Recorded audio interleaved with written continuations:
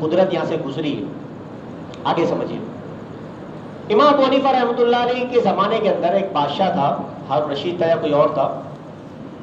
उसने बहुत बड़ा मुनाज़रा रखा, डिबेट हुई। डिबेट के लिए तय किया, एक इंसान आया, दहरिया था, वो नास्तिक था। उसने कहा कि मैं अल्लाह का इनकार करता हूँ, बुलाओ जिसको बुलाना है। ठीक है चलो बुला लेते हैं।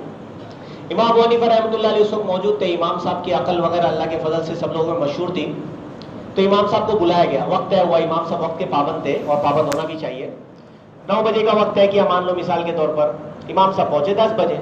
सब परेशान, बादशाह को भी गुस्सा आ रहा है, इतना बड़ा प्रोग्राम रख रहा है। बादशाह रख रहा है, छोटा मोटा इंसान है तो समझ में आती है। अब बादशाह एक प्रोग्राम तय कर रहा है, उसके अंदर भी तुम इतनी लेट आते हो और डिबेट हो रही है, समझना चाहिए, वक्त का ख्याल रखना चाहिए। तो बादशाह भी तैश में, गुस्से में, ये वो।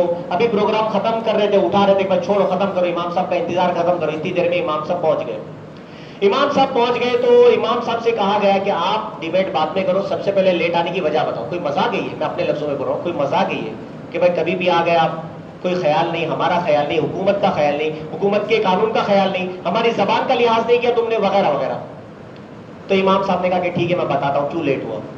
इमाम साहब ने फरमाया कि ऐसा हुआ, असल में मैं जब घर से निकला तो घर से निकलने के बाद यहां तक पहुंचने में बीच में एक नदी थी, ठीक है, समंदर था, दरिया था।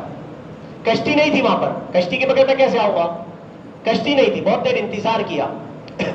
अचानक ऐसा हुआ कि सामने एक दरख्त था, वो फटा, फिर उसकी लकड़ियां खुद ब खुद कटी और लकड़ियां तशरीफ लाई, एक कश्ती तैयार हो गई और फिर कश्ती वो रेत में से चल चल के दरिया में चली गई और मैं बैठा और वो कश्ती मुझे लेकर आपके पास पहुंचा दी। सब हंसने लगे, ये क्या कर रहे हो इमाम साहब। वो जो डिबेट करने के लिए उसने बोला कि तुम कैसे इंसान को बुला, समझदार इंसान को बुलाना चाहिए। ऐसा कभी हो सकता है कि भाई एक इंसान दरिया के किनारे पर खड़ा है, दरख्त खुद ब खुद कट गया, खुद ब खुद गिर गया, खुद ब खुद कश्ती बन गई, खुद ब खुद कश्ती चलने लगी, समंदर में भी आ गई और ढंग से समझदारी के साथ बादशाह के महल के पास लेकर आई। ईस्ट में जाने के बाद, ईस्ट में जाना था, वेस्ट में चली आती, साउथ की जगह नॉर्थ में चली आती। कह रहे नहीं, ढंग से आई, इतनी समझदार कश्ती थी। सब हंसने लगे।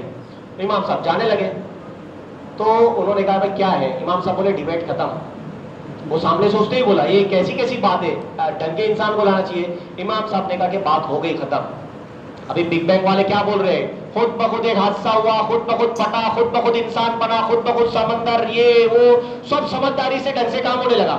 हर इंसान के 32 निकल रहे, किसी के 35 नहीं निकल रहे दांत। अरे किसी इंसान के सामने से निकली, अरे जितने लोग सूंड वाली चीजों की पूजा कर रहे हैं, पीछे से दुम निकली किसी की सूंड निकली। इतनी समझदार दुनिया कैसे बन गई, खुद ब खुद बन गई कि दरख्त भी कट गया, कश्ती भी बन गई, वो चल के बादशाह के महल के पास भी आ गई। क्या बात है भाई, आखिर क्यों ऐसा हो रहा है।